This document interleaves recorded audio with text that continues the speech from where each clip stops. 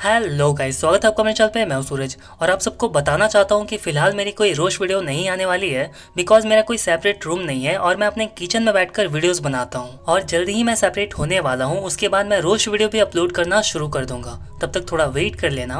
और अगर आप मेरा रोस्ट चैनल चेकआउट करना चाहते हो तो लिंक आपको नीचे डिस्क्रिप्शन में मिल जाएगा, जाकर चेकआउट कर सकते हो। तो आज मैं एक्सप्लेन करने वाला हूँ लूसीफर सीरीज के सीजन 6 का एपिसोड नंबर 7। बट उससे पहले आप सबसे एक छोटी सी रिक्वेस्ट है कि अगर आप मेरे चैनल पर नए हो तो इसी तरह की और भी वीडियोस के लिए मेरे चैनल को सब्सक्राइब कर लेना, बेल आइकन को क्लिक कर देना और वीडियो को पूरा देखना ताकि आपको स्टोरी अच्छे से समझ आए।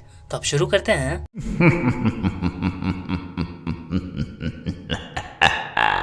तो कहानी की शुरुआत होती है और हम देखते हैं लूसीफर को जो रॉरी से बात कर रहा होता है और वो कहता है कि मुझे ईव ने बताया कि तुम उसकी शादी में जाना नहीं चाहती और ईव ने ये बात मेज को नहीं बताई ताकि तुम्हारी जान बची रहे। तो रॉरी कहती है कि पर मेज को मुझसे क्या लेना देना, वो तो मुझे अभी तक जानती भी नहीं। तो लूसीफर कहता है हाँ, पर तुमने भी उसे कौन सा जानने का मौका दे दिया है, जब से यहाँ आई हो मेरी ही जान के पीछे पड़ी हो। तो रॉरी कहती है कि जो जानते हैं उनसे ही तो दूर रहना है, हमेशा पूछते रहते हैं कि फ्यूचर में क्या होने वाला है। आई मीन अगर मैंने बता दिया और उससे फ्यूचर बदल गया तो, और वैसे भी मेरे पास कपड़े नहीं है। तो लूसीफर कहता है कि ऐसा कहना तो हमारी फैमिली का अपमान है और अगर जरूरत के वक्त मैंने अपने टेलर को नहीं बुलाया तो तुम्हें पता है कि वो मुझे कितनी गालियां देगा।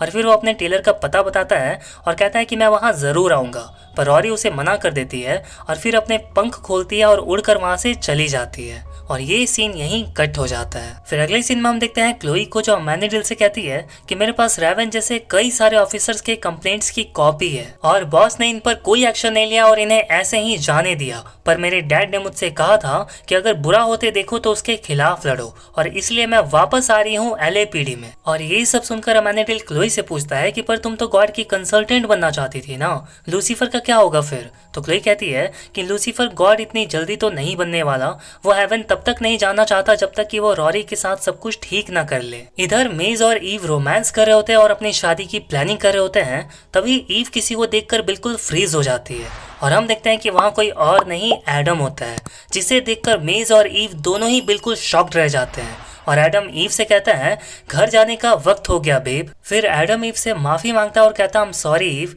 मैं जानता हूँ कि मैंने तुम्हारा अच्छे से ख्याल नहीं रखा था, पर अब से ऐसा नहीं होगा। अब हमें पुरानी बातों को याद नहीं करना चाहिए, हम एक नई शुरुआत कर सकते हैं। पर हम देखते हैं कि ईव उसे साफ साफ मना कर देती है और सिर्फ इतना ही नहीं, वो मेज को उसके सामने ही किस कर लेती है। फिर हम देखते हैं क्लोई को जो रॉरी के लिए सैंडविच बनाती है।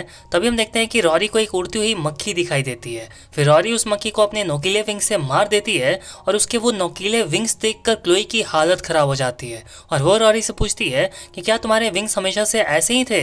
तो रॉरी कहती है हाँ। फिर हम देखते हैं कैरल को जो एला से मेज और ईव की शादी में जाने के लिए पूछता है और कहता है कि क्या मैं उनकी शादी में तुम्हारे साथ तुम्हारा डेट बनकर चल सकता हूँ। और हम देखते हैं कि एला मान जाती है। फिर हम एडम को देखते हैं जो लिंडा के पास आया होता है क्योंकि उसे पता चल गया होता है कि लिंडा मेज और ईव की शादी में ऑफिशिएंट है और इसीलिए एडम लिंडा को ही किडनैप कर लेता है ताकि ये शादी ही कैंसिल हो जाए। फिर वहाँ मेज और ईव आते हैं और देखते हैं कि लिंडा वहाँ नहीं होती। फिर वो दोनों मिलकर उसे ढूंढने लगते हैं। तभी हम देखते हैं कि ईव को वहाँ एक बुक मिलती है जिसके स्मेल से उसे पता चल जाता है कि वहाँ एडम आया था और वो लिंडा को बताती है कि यहाँ एडम आया था और मुझे लगता है कि उसी ने हमारे ऑफिशिएंट को किडनैप कर लिया है ताकि हमारी शादी कैंसिल हो जाए। और फिर वो दोनों मिलकर एडम को ढूंढने का प्लान बनाने लगते हैं। इधर हम देखते हैं क्लोई को जो अमेंडाडिल के पास जाती है और उसे रॉरी के विंग्स के बारे में सब बता देती है और कहती है कि लूसीफर की फीलिंग्स की वजह से उसके विंग्स के कलर्स चेंज होते रहते हैं, तो क्या ऐसा हर एंजल के साथ होता है। मतलब ऐसा भी तो हो सकता है ना कि रॉरी को बचपन में लगा होगा कि उसे खुद को प्रोटेक्ट करना है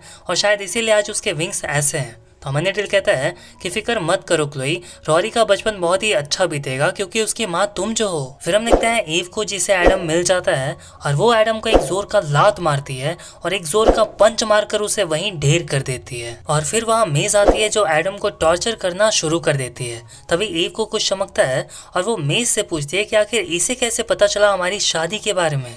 और हम देखते हैं कि मेज खामोश होती है और उसकी खामोशी देखकर ईव समझ जाती है कि मेज ने ही उसे बताया था। था। फिर वो मेज को कन्फ्रंट करती है और उससे पूछती है कि आखिर तुम्हें क्या जरूरत थी इसे हमारी शादी के बारे में बताने की। तो मेज कहती है मैं माँ नहीं बन सकती ईव, मैं एक अच्छी माँ नहीं बन सकती, मैं अपनी माँ जैसी बन जाऊंगी। और ये सब सुनकर ईव को बहुत गुस्सा आता है और वो कहती है कि मैं थक गई हूँ अकेले तुम पर भरोसा कर करके, और मैं थक गई हूँ अकेले इस रिश्ते पर भरोसा कर करके।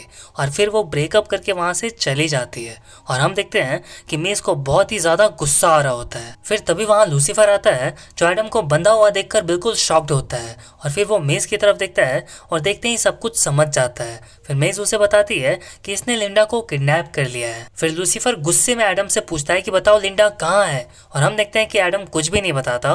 फिर लूसीफर एडम की आंखों में देखता है और उससे पूछता है कि बताओ तुम्हारा दिल क्या चाहता है।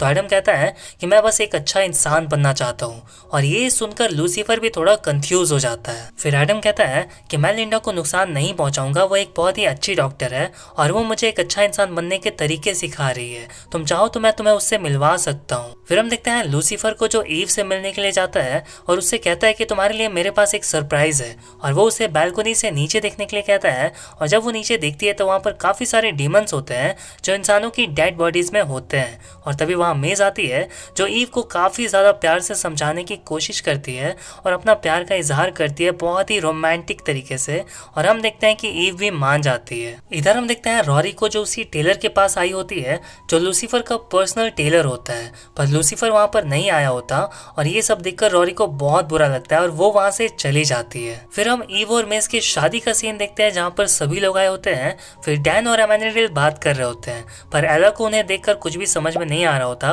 क्योंकि डैन तो उसे दिखाई ही नहीं दे रहा होता। फिर ट्रिक्सी क्लोई और लूसीफर से पूछती है कि अब आप दोनों शादी कब करोगे, और ये सुनते ही ये दोनों एक दूसरे का चेहरा देखना शुरू कर देते हैं। तभी ट्रिक्सी कहती है रिलैक्स, मैं मजाक कर रही थी, और तभी वहाँ मेज आती है। फिर हम देखते हैं एडम को जो ईव को शादी की बधाई देता है और फाइनली मेज और ईव की शादी हो जाती है और ये सीन यहीं कट हो जाता है। फिर हम अगले सीन में देखते हैं जहाँ मैरिज पार्टी चल रही होती है और रॉरी वहाँ ट्रिक्सी से मिलती है। इधर हम देखते हैं एला को जो कैरल पर अपना ड्रिंक गिरा देती है और कैरल साफ करने के लिए वहां से चला जाता है। फिर हम देखते हैं रॉरी को जो लूसीफर से बहुत ही ज्यादा नाराज होती है और वो उससे कहती है कि आपके पास सबके लिए टाइम होता है, सिर्फ मेरे और मॉम के लिए नहीं होता। और वो क्लोई को बताती है कि मैं जिस फ्यूचर से आई हूँ वहाँ आप मरने की कगार पर हो और फिर भी ये हमारे साथ नहीं है। और ये सुनकर क्लोई बिल्कुल शॉक्ड रह जाती है। तभी हम देखते हैं कि लूसीफर को एला की आवाज सुनाई देती है और वो सब भाग कर वहां जाते हैं। और लास्ट सीन में हम देखते हैं एला को जो बिल्कुल नशे में होती है और माइक में जोर जोर से चिल्लाकर कह रही होती है कि लूसीफर ही असल में डेविल है और एमेंडेल एक एंजल है, ब्ला ब्ला ब्ला।